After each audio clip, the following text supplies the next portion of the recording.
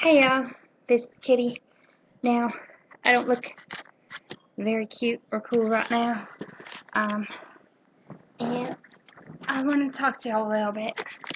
Um, I didn't do a video yesterday that I remember anyway, and I want to talk to y'all a bit about a blog I read this morning, and it was all about how a young lady felt guilty because she cheated on her husband. Wait for it, don't judge.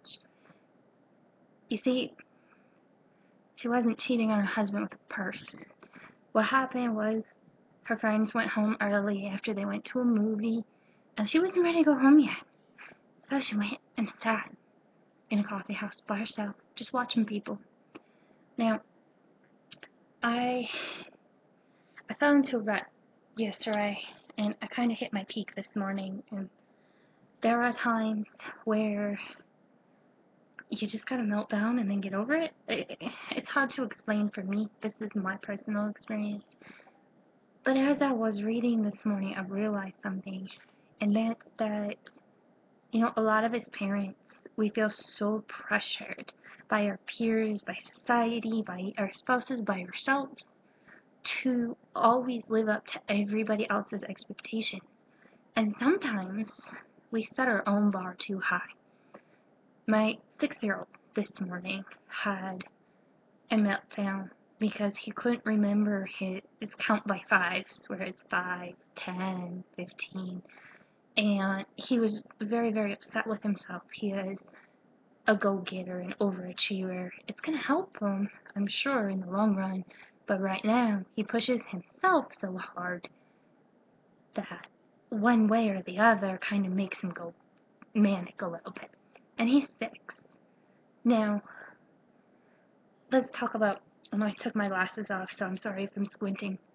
Now let's talk about how we are as parents, how we are as a household. Now, I have friends that run businesses that are not posh, but they are at home running their businesses, and there's people who think because they're at home that it's not a real job. There's people who think of some of my other friends who work outside the home that they work too much and they don't spend enough time with their children. There's others who believe that daycare is horrifyingly bad for children. There's others who are attachment parents. There's others who are... There's this constant whirlwind of opinions and ideas and concepts, and we're all striving to be that better person, that better version of ourselves. Now, right now, our family is going through some crazy changes. Nothing bad, per se, but it's a lot at one time. And we're all reacting differently. Personally, I just had surgery last week. I just took my first shower. Sasha was going to kill me. But I realized something yesterday. I started feeling just really, really sick. And it wasn't physical. You get to these points where you work yourself and work yourself and work yourself. And you gotta step back. Or you're gonna overwork yourself. And then there's no coming back from that. I've been there quite a few times in my life. And it's very easy for me to go extremes, either one way or the other. You do not want to see me on an OCD cleaning cake. You just don't. You don't want to be here. There's people who don't believe I have OCD because they've seen my house on bad days. We have 3 boys. Come on now. So I took my shower, and I realized that we really need, and this is go for it. The self-care person is forgetting her own self-care. I realized that in this past week I reverted to what I call BPR, before posh regimen. And yes, it's thick. So I'm fresh out of the shower. I hurt still. It was a lot going on. My hair's not dry. My hair dryer decided to die. I gave up on it. I don't care right now. But this is me, And if we're not accepting of ourselves and who we are and what we need in order to function, I tell my friends all the time and my family to go. My friends and family are kind of interchangeable, but I tell them to go for their dreams. And then I sit here and I realize that I'm not reaching for mine. So what kind of role model am I being? Um, and I'm going to be honest, I'm being a good one. So in these next couple of weeks, they're going to see me doing more with my passion. I used to do graphic design and I used to do videography before I had children. Things happened. Um, I don't work well with others. That's a secret. I say I don't work well with others, but other people seem to think I do, so I can fake it, apparently. I'm still severely anxiety. I have anxiety about going out and being judged. My biggest fear is failing everybody else. But in these past couple days, when you're stuck kind of not able to do much, you start thinking. And then you start thinking and thinking and thinking and thinking and thinking and thinking. And I'm going to be a better role model for y'all. I may fall. I may fail. But if I don't try, then I really will have it. And that I can't do. So, this is me. I couldn't put on much because surgery and all, but, excuse me, I'm like all teary-eyed again. It's tough out there, and it's tough to manage time and children and school and manage your own identity on top of that. And I'm watching soldiers, my own husband included, transition out and deal with losing a piece of who they are. I'm watching people go off to college and join sororities. Didn't have experience with sororities or the cool girls. I feel like Posh is my new cool club.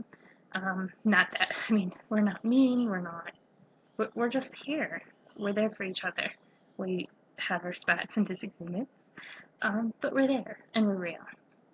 And for once, I wanted to talk to you about the real side of me, instead of just Posh, or just my children, or just my graphics, or their education, or etc. This is me. I'm just as real as you are. Some days, I want to get out of bed. I would rather have somebody bring me, you know what my dream is? Kids asleep till 9 a.m., coffee brought to me, and a book. That's my dream. Real. I would kill for that. Not kill, I should be careful what I say there. But, you know what I mean. But that's the thing that, as parents, we tend to let that go sometimes. We're reaching out to others, and we're teaching our children to be good people, and we're helping everybody, and we forget, as parents, as teachers, as caregivers, as brothers, sisters, aunts, uncles, grandmas, grandpas, etc. We forget to take that moment for yourself. And I broke down yesterday. I broke down today. And then I realized I haven't had a shower. I haven't done much. All I really done is sit and do Netflix and do chores, which I wasn't supposed to be doing. But I couldn't do it anymore. So I helped my child do his chores because I couldn't watch it anymore. Every mother's been there. I hope. I hope I'm not alone in that. I'm sorry, but when there's 6 things on the floor and all you gotta do is put them in a bucket, it's not that hard. Anyway, besides the point, I'm getting super long here. I just realized I had 9 minutes, and I'm sorry. I try and keep these 5-6 minutes tops. So I'm gonna let y'all go. But I want you to remember to cheat. Cheat on your relationships a little bit. Not the other thing. But take time for you. When you don't, it really, really, really messes with your head. It does. Even if you don't think it does, it does. Take time for you. Whether it's reading a book, washing your face, going for a walk. I don't care. I don't care if it's sucking on a lollipop or making cupcakes. Take time for you.